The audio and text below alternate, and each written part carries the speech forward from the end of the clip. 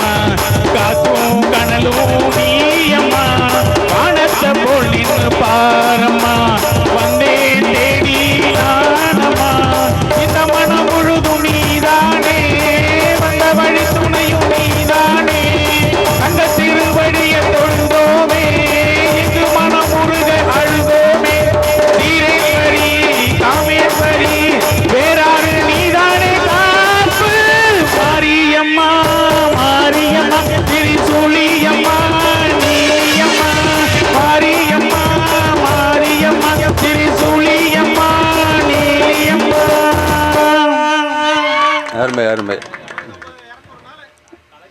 இந்த ஆகாச மாரியம்மன் ஆலயத்தினுடைய ஆடி பெருந்திருவிழாவினை வெகு சீரோடும் சிறப்போடும் நடாத்தி கொண்டிருக்கின்ற அருமை விழாக்குழு சேர்ந்த பெரியவர்களே, தாய்மார்களே, என் உயிரிலும் மேலான ரசிக பெருமக்களே, அதாவது குறைவாக இருந்தாலும் நிறைவான மனதோடு இங்கே அமர்ந்திருக்கின்ற ரசிக பெருமக்களே, ஏன்னு கேட்டிங்களா, வந்து உட்கார்ந்ததுலேருந்து ஒருத்தங்க கூட ஒரு டீ சாப்பிட போல, ஒரு பானிபூரி சாப்பிட போல, எதுக்குமே போகலை.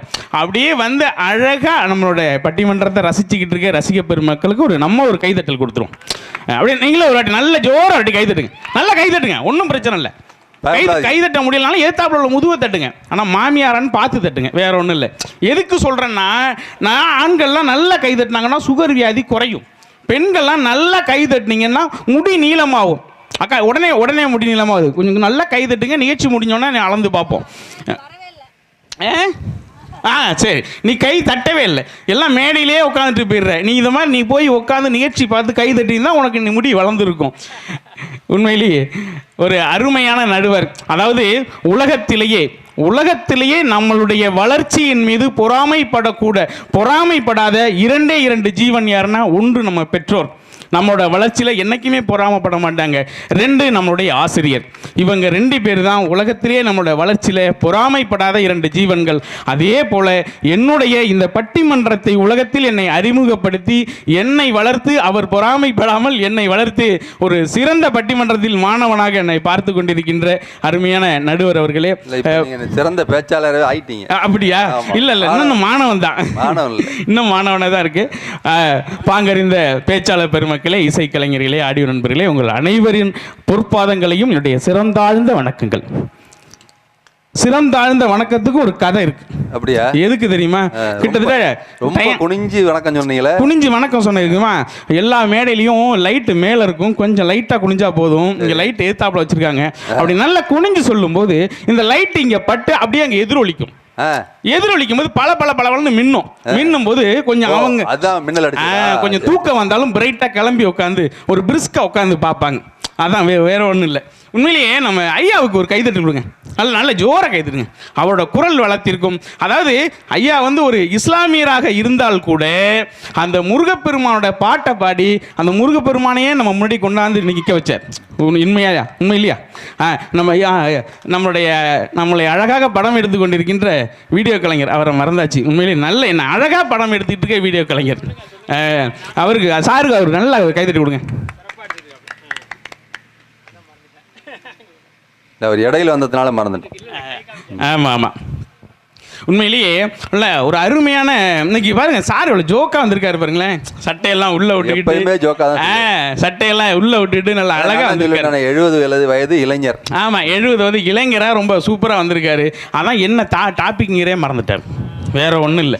அப்படி சட்டை உள்ள விட்டுட்டு வந்தோடனே டாபிக் மறந்துட்டாரு. வயசான கொஞ்சம் மறதி வரதானங்க செய்யும். அதான் வயசானி இன்னைக்கு இளமையா வந்ததுனால டாபிக்க மறந்துட்டாரு. ஓடக்கரை ஓரத்துல உனக்காக காத்திருக்கேன், உன்னோடு நான் ஒன்னா பேசணும். எத்தனை வயசுல என்ன ஓடக்கரை ஓரத்துல பாட்டு பாடினாரு. சரி, ஓடக்கரை ஓரத்துல பாட்டுல நீங்க என்ன கருத்தை சொல்றீங்கன்னு நான் கேட்கிறேன். காதலர்கள் பேசிக்கிறாங்களா, என்ன கருத்து அங்கேருந்து சொல்ல வரீங்க? அதைத்தான் நான் கேட்குறேன். என் தங்கச்சி வந்து எங்கள் அக்கா வந்து மறுபடியும் அதுக்கு பதில் சொல்லணும். சரி, நீங்கள் கருத்துள்ள பாட்டு பாடுறீங்க, அக்கா தான், அப்புறம் யாரு? இந்த தங்கச்சா நீங்கள்? சரி, தங்கச்சின்னு வச்சுக்கோ. என் தங்கச்சி வந்து மறுபடியும் பதில் சொல்லணும். நீங்கள் எல்லா கருத்துள்ள பாடல்கள் நிறையா பாடிருக்கீங்க. பாடினார் என்ன பாட்டு பண்ணீங்க? திருடாதே பாப்பா திருடாதே, திருடாதே பாப்பா திருடாதே. ஊர்ல இன்னைக்கு சரி திருடாதே பாப்பா திருடாதே போட்டிங்கல்ல, எத்தனை வருஷம் ஆகுது இந்த பாட்டு போட்டு? எத்தனை வருஷம் சார் ஆகுது? பல வருஷம் ஆயிட்டு.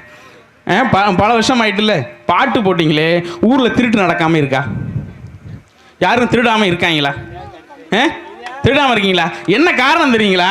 அவங்க பாப்பாவை தான் திருட வேண்டாம்னு சொன்னாங்க, பெரியவங்க யாரையும் திருட வேண்டாம்னு சொல்லலை. அதுதான் விஷயம். ஆமாம், அதான் உண்மை. நல்ல நல்ல பிள்ளைகளை நம்பி இந்த நாடே இருக்குது தம்பி. நல்ல பாட்டு, நல்ல அறிவுரை சொன்னீங்க, ஓகேவா? நல்ல நல்ல பிள்ளைகளை நம்பி இந்த நாடே இருக்குன்னு சொன்னீங்க, பெரியவங்களை நம்பி இருக்குன்னு சொல்லலை. சொல்லியிருந்தா பெரியவங்க நல்லா கொண்டு வந்திருப்பாங்க நாட்டை. உண்மையிலே நீங்கள் பாடினது பூரா சின்ன பிள்ளைகளுக்காக பாட்டை பாடிவிட்டு வசந்த மாளிகையிலேருந்து அருமையாக ஒரு பாட்டு பண்ணார் சார். ரொம்ப அருமையான பாட்டு வசந்த மாளிகை.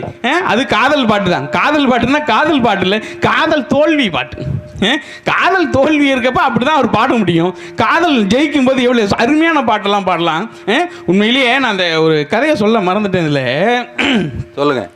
இந்த முடி கொட்டினதுக்கு ஒரு காரணம் இருக்கு. ஏப்பா அதை நீங்க கேட்பீங்கன்னு நினைச்சேன். ஏன் கொட்டுனுச்சுன்னு ஏற்கனவே கேட்டீங்க. அந்த கதையெல்லாம் சொல்லியிருக்கேன். இன்னைக்கு நீங்க கேட்கல, நான் சொல்லலை. ஒன்றும் இல்லைங்க, முடி எனக்கு கல்யாணம் ஆகும் போதுங்க இந்த நெத்தி பூர்வம் இருக்கு பார்த்தீங்களா, இந்த பூர்வத்திலேருந்தே முடி ஸ்டார்ட் ஆகிடும். இந்த பூர்வத்திலேருந்தே முடி ஸ்டார்ட் ஆகிடும். அவ்வளோ முடி இருந்துச்சு. என்னோட மனைவியோட வேண்டுதல்னால இந்த முடியெல்லாம் எனக்கு கொட்டி போச்சு. முடி கொட்டணும்னு வேற வேண்டுறாங்களா? முடி கொட்டணும்னே என் மனைவி வேண்டுனுச்சுங்க. இல்லை அப்பப்பா கையில் பிடிச்சி அப்படியெல்லாம் இல்லைங்க. இன்னும் இந்த கதையை சொல்கிறேன். எதுக்குன்னு கேட்டிங்களா, என்னோட அப்போ வந்து அவ்வளோ அழகாக இருப்பேன். கமலஹாசன் சின்ன வயசில் எப்படி இருந்தாரோ அதை விட அழகாக இருந்தாங்க. அழகாக இருப்பாங்க.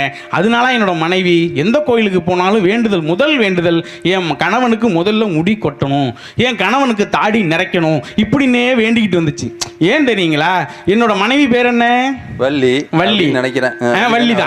வள்ளி தான். அவங்க பெரிய முருகரோட பக்தர்.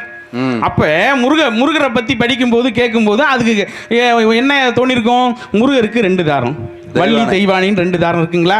அப்ப அது என்ன நினைச்சிருக்கும், தெய்வானை வந்துடக்கூடாது. இவன் போய் தெய்வானைய பார்த்தாலும் தெய்வானை இவனை பார்த்துடக்கூடாது அப்படின்னு இந்த வடைய இதுக்கு மேல எந்த காக்காவும் தூக்கக்கூடாது அப்படின்னே போய் வேண்டுனுச்சுங்க. முடி கொட்டணும்னு. அதுல இன்னொரு விஷயம் என்ன தெரியுங்களா, அதுக்கப்புறம் இன்னொரு விஷயம் சொல்லுது. என்னோட பேர் என்ன? கண்ணதாசன் எப்படி வாழ்ந்தாருன்னு இந்த உலகத்துக்கே தெரியும். அவர் என்ன சொன்னாருங்கிறது எல்லாருக்கும் தெரியும். அவர் எப்படி வாழ்ந்தாருன்னு இந்த உலகத்துக்கு தெரியும். அவர் என்னுடைய சொந்த வாழ்க்கையை பார்க்க கூடாதுன்னே சொல்லிட்டாரு. யாரு எதை பார்க்க கூடாதுன்னு சொல்றாங்களோ அதைத்தான் பார்க்கணும்னு நமக்கும் தோணும். அதான உலக இயல்பு. என்னோட வாழ்க்கையை பார்க்காதீங்க, நான் சொன்னதை பாருங்கன்னு தான் கண்ணதாசன் சொல்லியிருக்காரு. அது மாதிரி அதுபோல் இவன் கண்ணதாசனை போலையும் இருந்துடக்கூடாது, தெய்வானையும் கொண்டு வந்துடக்கூடாது. அதுக்காக ஒரே என்னன்னா என் மனைவி வேண்டுதல் இன்னைக்கு பழிச்சிருச்சு. முதல்ல முடி எதுக்கு தெரியுங்களா, அதான் தெய்வானைகளை நான் பார்த்தாலும் தெய்வானைகள் என்ன பார்த்துடக்கூடாது அப்படிங்கிற ஒரே காரணத்துக்காக என்னோட மனைவியின் வேண்டுதல் அந்த முடி கொட்டுனுச்சு. இதுதான் இந்த ரகசியம். கணவன் மனைவியும் கோயிலுக்கு போறாங்க. ஆமா, வேண்டுறாங்க. சரி, மனைவி வேண்டுது. சரி, 7 ஜென்மத்துக்கும் நீ தான் என் புருஷனா இருக்கணும் அப்படின்னு சொல்லி வேண்டிட்டு வருது.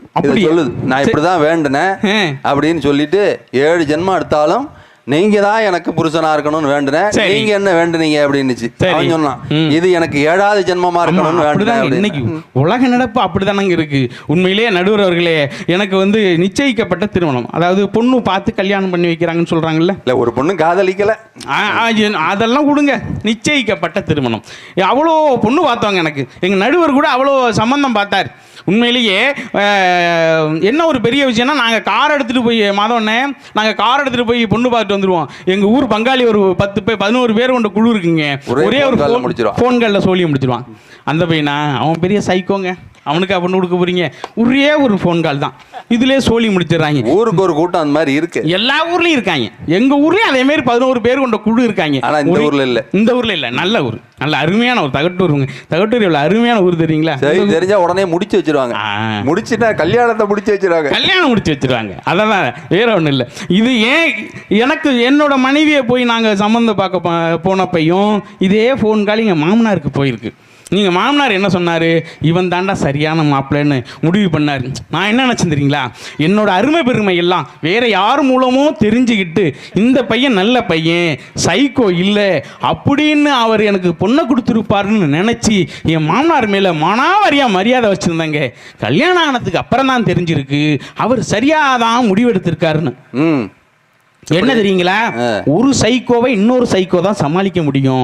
அதனால இந்த பையன் சைக்கோவா இருந்தாதான் நம்ம பொண்ணு சைக்கோவை சமாளிக்கலாம் அப்படின்னு அவர் தெளிவா முடிவெடுத்திருக்காரு. நான் போய் மாட்டிக்கிட்டேன். இதெல்லாம் கொடுங்க. உண்மையிலேயே முறையா நடக்கும், எல்லா ஊர்லயும் நடக்கும். ஆமா, ஒரு மாப்பிள்ளை போன் பண்றாரு. சரி, மாமனாருக்கு, மாமா மன்னிச்சிங்க, ஏன் உங்க பிள்ளைய ஓங்கி அரைஞ்சு விட்டேன் அப்படின்னு. சரி பரவாயில்ல, நீங்க எந்த ஆஸ்பத்திரியில் இருக்கீங்க அதை மட்டும் சொல்லுங்க அப்படின்னாரு அவர். தெளிவான மாமனார். என் மாமனார் மாதிரியே இருக்கும்னு நினைக்கிறேன். உண்மையிலேயே நடுவர் அவர்களே, அதாவது இந்த பொண்ணு பார்க்கறதுக்கு ஃபோட்டோ அனுப்புவாங்க பார்த்தீங்களா? எங்கள் காலத்துல எல்லாம் வந்து நான் பொண்ணு பார்க்க ஆரம்பிச்சப்போ ஆண்ட்ராய்டு செல்லு வாங்கிட்டேன். எனக்கு வந்து செல்லில் ஃபோட்டோ அனுப்பிச்சிருப்பாங்க. இங்கே உள்ள இந்த மாமா தாத்தாலாம் உட்காந்துருக்கீங்க, அவங்களுக்கெல்லாம் ஃபோட்டோ வந்திருக்கும். சில பேருக்கு கல்யாணம் ஆனதுக்கு அப்புறம் தான் பொண்ணே பார்த்துருப்பாங்க. அதுமாரி எனக்கும் ஃபோட்டோ வந்துச்சு. ஃபோட்டோ வந்தப்ப அந்த ஃபோட்டோவை பார்த்தங்க, அப்படியே எங்கள் அக்கா இப்போ மேக்கப் போட்டு இந்த உட்காந்துருக்கு பார்த்தீங்களா? இதுக்கு முன்னாடி எங்கள் அக்காவை பார்த்துருந்தீங்கன்னா இப்போ பார்க்குறதுக்கு வித்தியாசம் அதிகமாக இருக்கும். அந்த 7 வித்தியாசத்தில் 70 வித்தியாசம் கண்டுபிடிக்கலாம். அந்த மாதிரி மேக்கப் போட்டு வந்திருக்கு. அதேமாரி மேக்கப் எல்லாம் போட்டு ஃபோட்டோ எடுத்து அனுப்பிவிட்டாங்கண்ணே. இந்த வெள்ளைக்கார வேலை இருக்குது பார்த்தீங்களா, அதேமாரி போட்டு அனுப்பிவிட்டாங்கண்ணே. அப்படி அந்த நேரத்தில் எங்களுக்கு என்ன, சின்ன பயலே செய்தி கேளடா அப்படிதான் தோணும்.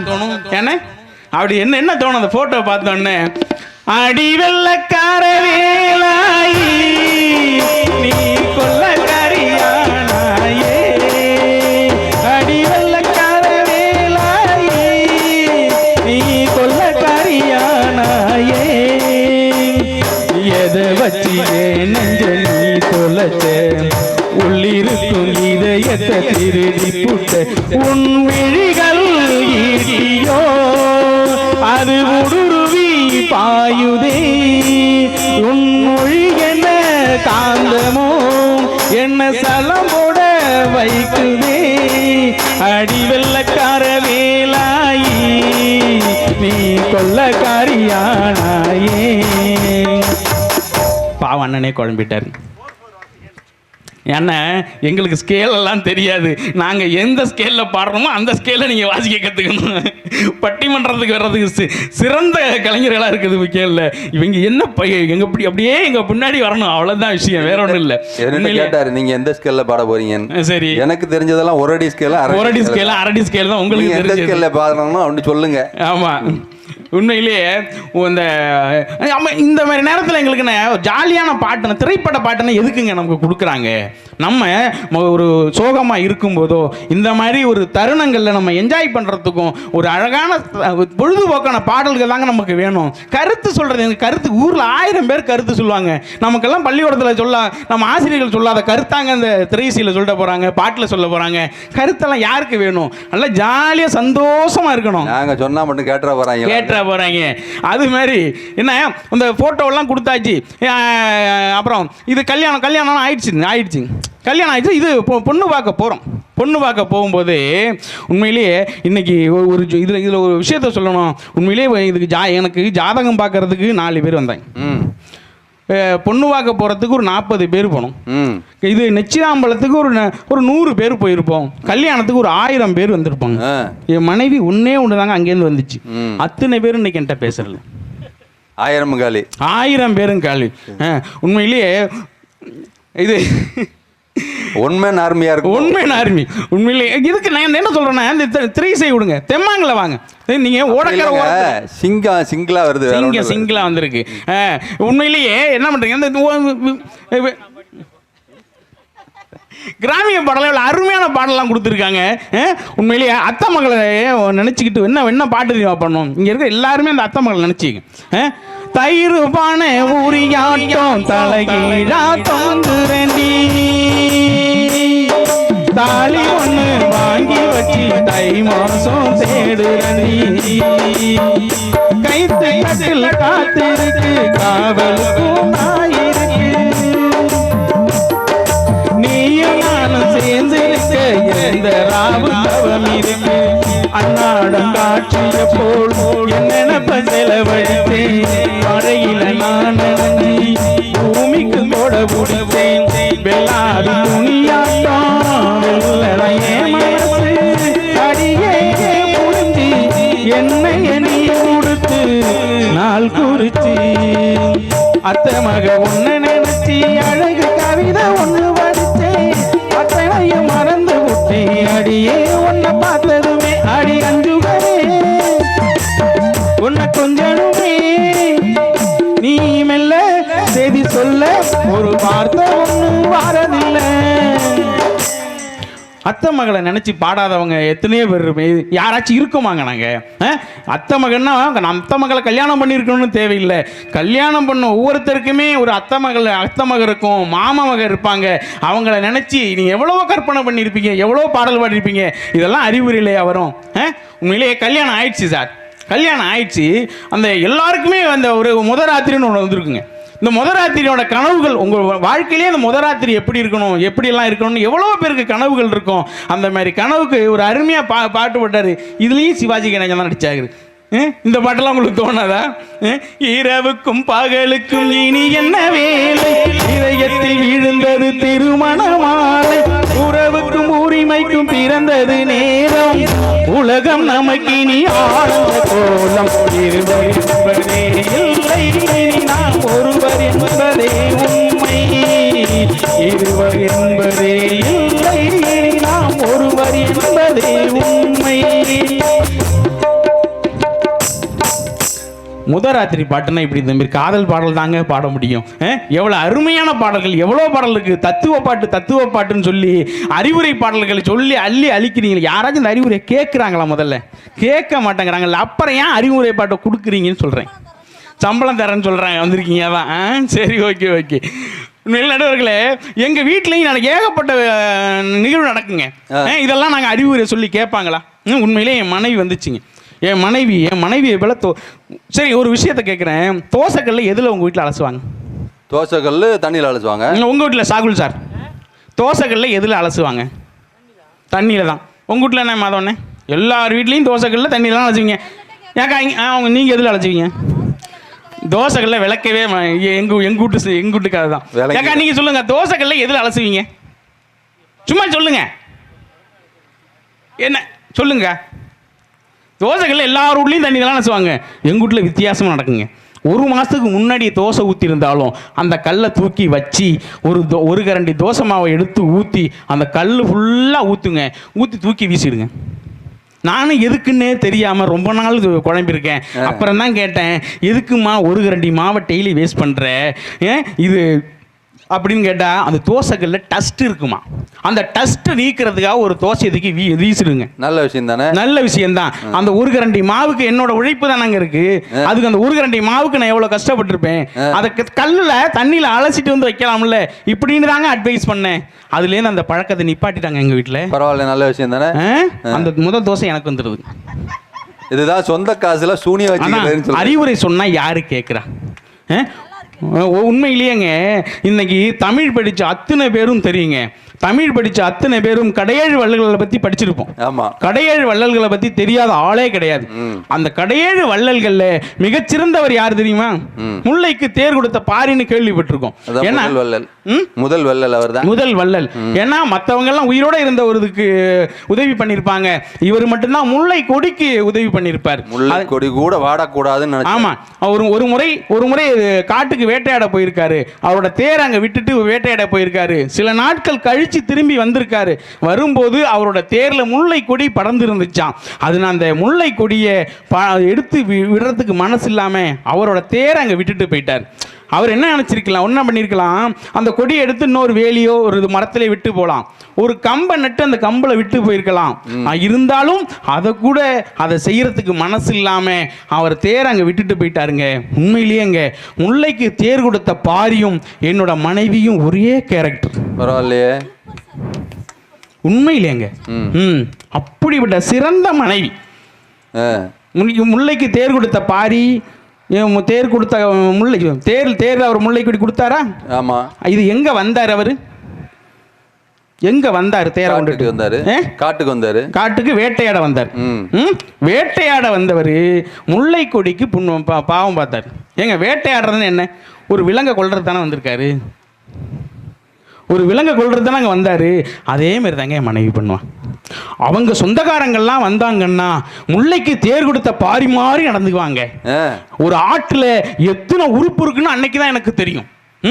குடல் குழம்பும்பா, தலை கறியும்பா, நெஞ்செலும்பு சூப்பும்பா, காலு சூப்பும்பா, அப்புறம் பார்த்தீங்கன்னா என்ன இருக்குது, கோழி குழம்பு, இது மீன் வறுவல், முட்டை பொரியல், இதில் எத்தனை வெரைட்டி இருக்கோ அத்தனையும் அங்கே இருக்குங்க. அதான் முல்லைக்கு தேர் கொடுத்த பாரி. பாரி முல்லைக்கு முல்லை கொடிக்கு எந்த அளவுக்கு அதை அவருக்கு அந்த காட்டினாரோ அதே மாதிரி அவங்க சொந்தத்தை எல்லாம் அந்த அளவுக்கு பராமரிப்பா.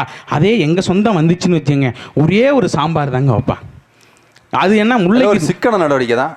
இல்லை அந்த பாரி வேட்டையாட அந்த பாரி மாரி நடந்துக்குவாங்க. காட்டுக்கு வேட்டையாட அந்த பாரி மாரி நடந்துக்குவா. அது என்ன பண்ணி தெரியுமா? நான் தான் கேட்பேன், ஏமா ஒரே ஒரு சாம்பார் வச்சிருக்கியே, எங்கள் மாமா எங்கள் தாய் மாமா வந்திருக்காரு, என் தூக்கி வளர்ந்த தாய் மாமா வந்திருக்காரு, அவருக்கு என்னம்மா ஒரே ஒரு சாம்பார் வச்சிருக்கியே, ஒரு பொரியல் ஒரு ரசம் வைக்கக்கூடாதான்னு கேட்டா, அடியில் கரண்டி விட்டு எடுத்தீங்கன்னா பொரியல், மேலாப்பில் எடுத்தீங்கன்னா ரசம், நடுவில் எடுத்தீங்கன்னா சாம்பார், அவ்வளோதாங்க அப்படின்பா. 3 in 1. முல்லைக்கு தேர் கொடுத்த பாரியும் என் மனைவியும் ஒரே கேரக்டர். ஆமாம் இருந்தாலும் இதுவள்கிட்ட போய் அட்வைஸ் பண்ணால் கேட்குங்கிறீங்க, கேட்காதுங்க. உண்மையிலே என்னோட மனைவி எங்கள் அக்காவோட கொஞ்சம் உயரம் கம்மி, என் தங்கச்சியோட முடி கொஞ்சம் நீளம். அதுல நாங்கள் என்ன பண்ண முடியும்?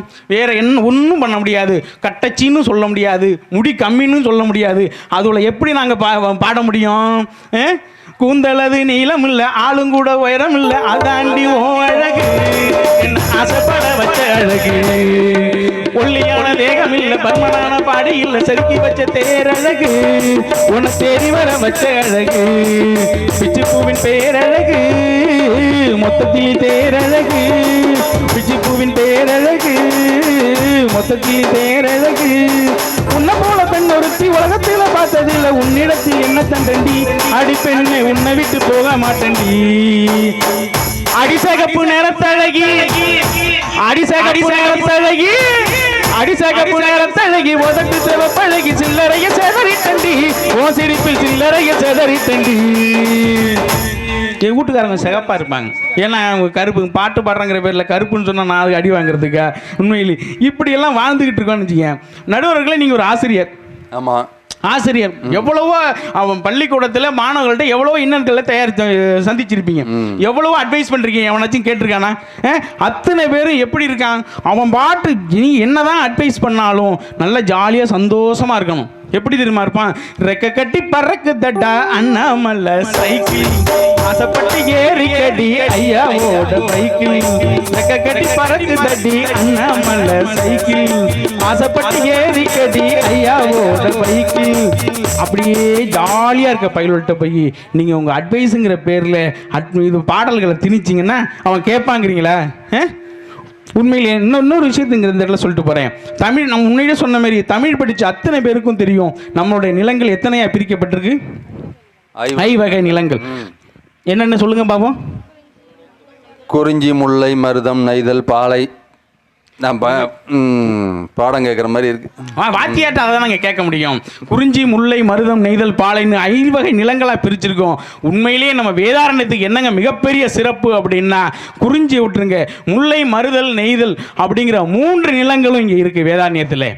இங்கே வயல் சார்ந்த இடமும் இருக்குது, கோடியக்கரையில் காடு சார்ந்த இடமும் இருக்குது, கடலும் கடல் சார்ந்த இடமும் இருக்குது. இப்படி 3 வகை நிலங்களையும் ஒன்று கொண்டிருந்த வேதாரண்ய மண் எவ்வளோ சிறந்த மண் தெரியுமா? அப்படியே இந்த பக்கம் வயல்ல அறுப்பு இருக்கிறாங்க, களை எடுப்பாங்க. அந்த நேரத்தில் அவங்களுக்கு அலுப்பு தெரியாம இருக்கிறதுக்கு சின்ன பயலே சேதி கேளடா இதா பாடுறாங்க.